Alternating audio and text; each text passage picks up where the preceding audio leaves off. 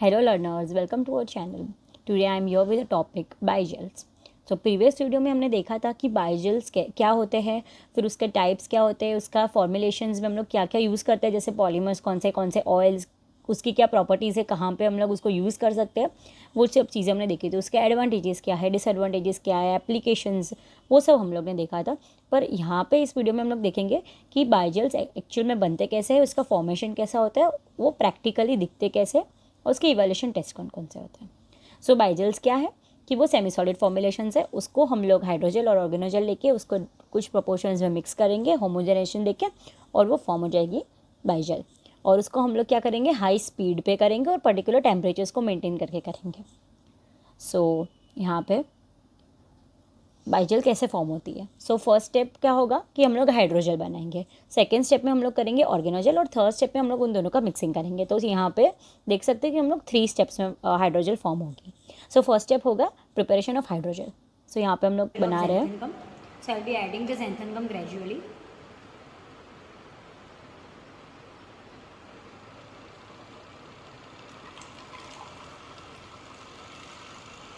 हम लोग धीरे धीरे ऐड कर रहे हैं ताकि कोई लम्स ना रहे.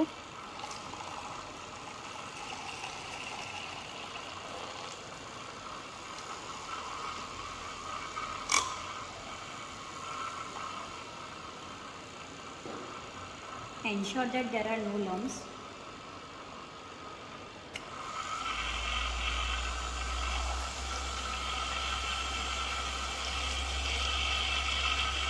After complete homogenization, the gel will be ready without lumps. तो यहाँ पे मैंने xanthan gum की बनाई है. हम लोग in the same way sodium alginate है, HPMC है, कार्बोपोल है, ये सब ले सकते हैं. उसका कॉन्सेंट्रेशन भी वेरी कर सकते हैं, जैसे 1 है, 2 है, 3 है, 4 है, डिपेंडिंग हम लोग को कितना उसका थिकनेस चाहिए उसके हिसाब से. राइट. सो फर्स्ट हम लोग ने ले लिया हाइड्रोजेल, नेक्स्ट बनेगा ऑर्गेनोजेल. सो ऑर्गेनोजेल कैसे बनेगा, सो देखते हैं हम लोग कैसे बनता है organogel. Organogel based on sesame oil, I will be adding the surfactant that is Span. So यहाँ पे हमने लिया है सीसम ऑयल और उसके साथ हमने स्पैन लेके उसका एक ऑर्गेनोजेल फेस फॉर्म किया है, उसको हाई प्रेशर होमोजेनाइजेशन देके. सो यहाँ पे हम लोग डिफरेंट ऑयल्स भी ले सकते हैं, जैसे कोकोनट है, सनफ्लावर है, ऑलिव ऑयल है. सो ऐसे हम लोग ऑयल्स चेंज कर सकते हैं. विद दैट हम लोग उसके सर्फेक्टेंट्स भी चेंज कर सकते हैं. जैसे मैंने स्पैन लिया तो अब ट्विन और ब्रिज भी ले सकते हैं. अपनी रिक्वायरमेंट के हिसाब से हम लोग उसको ऑल्टर कर सकते हैं. सो हमारे 2 फेजेस तैयार हो गए हैं, हाइड्रोजेल का एक फेज़ और ऑर्गेनोजेल का एक फेज़. अभी उसको हम लोग क्या करेंगे, वे करेंगे पहले. सो वे करेंगे. So here I have xanthan gum which I will be taking 60% and another I will be taking 40%, that is sesame oil, and will be formulating the बाइजेल. तो यहाँ पे मैंने बोला कि मैं 60 और 40 का रेशियो रख रही हूँ.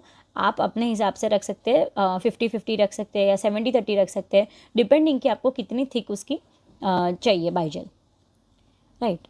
सो हम लोग देखते हैं कि मैं होमोजेनेशन कर रही हूँ अभी. So I am incorporating my oil phase into the hydrogel phase to form the बाइजेल.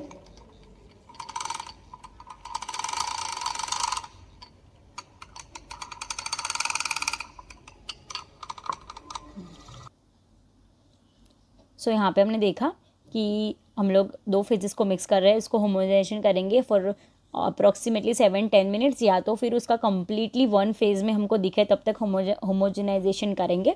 उसके बाद बाइजेल प्रिपेयर हो जाएगी. अभी बाइजेल प्रिपेयर होने के बाद हम लोग क्या करेंगे, उसके थोड़े इवैल्यूएशन टेस्ट देख लेते हैं. तो कौन कौन से हैं. सो यहाँ पे है pH and pH stability, viscosity, spreadability, extrudability, ex vivo study, physical appearance, gel salt transition temperature, inversion test. अभी एक्सट्रूडेबिलिटी टेस्ट जो है ना वो कंटेनर स्पेसिफिक है. जैसे अगर हम लोग उसको ऐसे कंटेनर में फिल करेंगे तो then we don't need to require to perform the extrudability test. पर अगर हम लोग उसको ट्यूब में कर रहे हैं तो उसके लिए करना पड़ेगा. So depending on the requirement और कंटेनर स्पेसिफिक है, so we can avoid it और we can do it depending on our requirements and the selection. So stability कैसे करते हैं और उसका पीएच कैसे फाइंड करेंगे. सो ऑफकोर्स हमको पीएच मीटर को कैलिब्रेट करना पड़ेगा. Then will put the rod into the our sample. जैसे कि मैं यहाँ पे ले रही हूँ. Here I am checking the pH stability of the xanthan gum. First the pH was 6.98 and now I've reduced it to 3.5 to check the stability in the vaginal mucous membrane. It is found to be stable till now. So यहाँ पे मैंने एक example लिया है कि मैं xanthan gum ले रही हूँ और उसका पीएच चेक करूँ तो पहले 6.8 था, then gradually I be adding 0.1 normal HCl और फिर उसका पीएच हम लोग वजाइनल मेम्ब्रेन के लिए है 4.5, तो हमको उसके रेंज में उसको लाना पड़ेगा। तो मैंने यहाँ पे 3.5 तक रिड्यूस करके देखा है कि वो स्टेबल है कि नहीं। अभी इन द सिमिलर वे आप लोग कर सकते हैं डिपेंडिंग अपॉन द रिक्वायरमेंट। अगर आपको बेसिक चाहिए, आपका जो जेल है वो बेसिक चाहिए, देन इट्स फाइन कि आप 6.8 डायरेक्टली यूज़ कर सकते हैं। पर फॉर डिफरेंट रूट्स अगर डिफरेंट पीएच चाहिए तो we can do it in the similar way. So यहाँ पे मुझे एसिडिक पीएच करनी थी, इसलिए मैंने 0.1 नॉर्मल HCl से किया। So the next test will be viscosity. So viscosity कैसे हम लोग डिटरमाइन करेंगे तो by Brookfield viscometer. So here we can see कि पहले हमने सैंपल लेके प्लेस किया है ब्रुकफील्ड विस्कोमीटर में, then we are going to set the RPM at which we want it and 30 seconds के अंदर we will get the results of the test.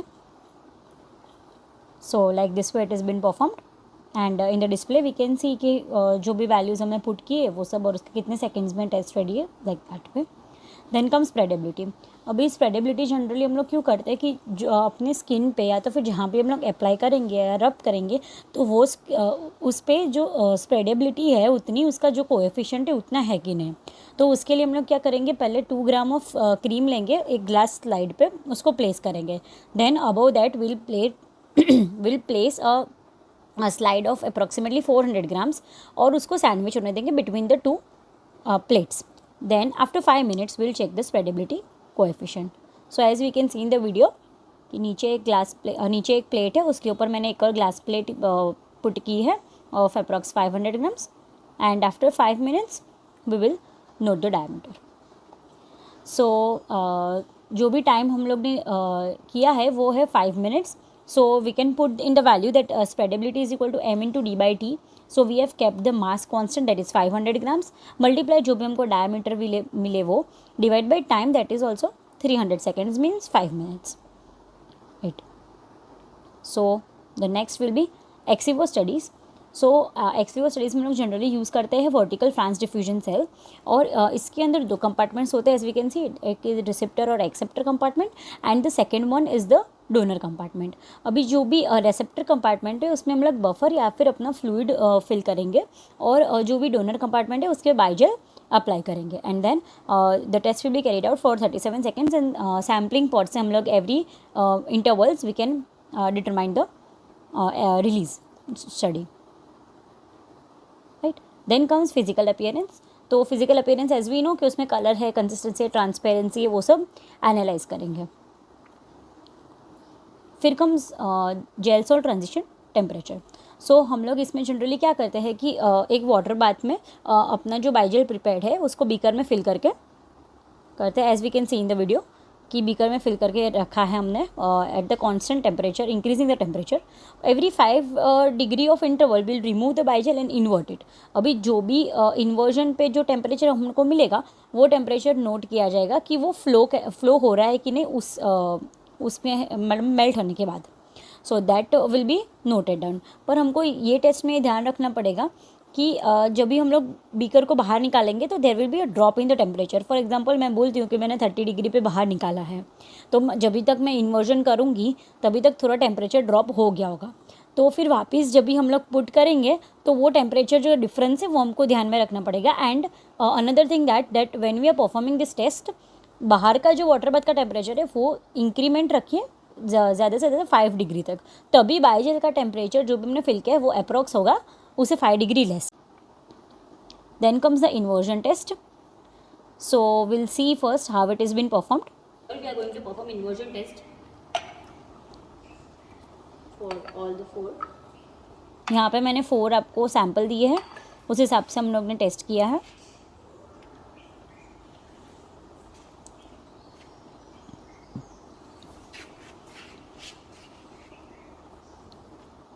So we are performing the test, मतलब हमारा जो भी sample है उसको लेके हम लोग इन्वर्ट कर देंगे एंड देन विल परफॉर्म कि जब तक वो फ्लो होके नीचे एट द बेस में ना गिरे, तो वो टाइम हम लोग नोट करेंगे।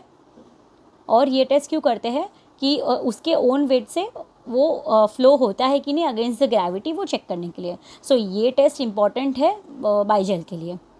So here all tests have been completed, and you can also perform this test and prepare the bigels by this method. Thank you for watching. Please like, share and subscribe the channel for more videos.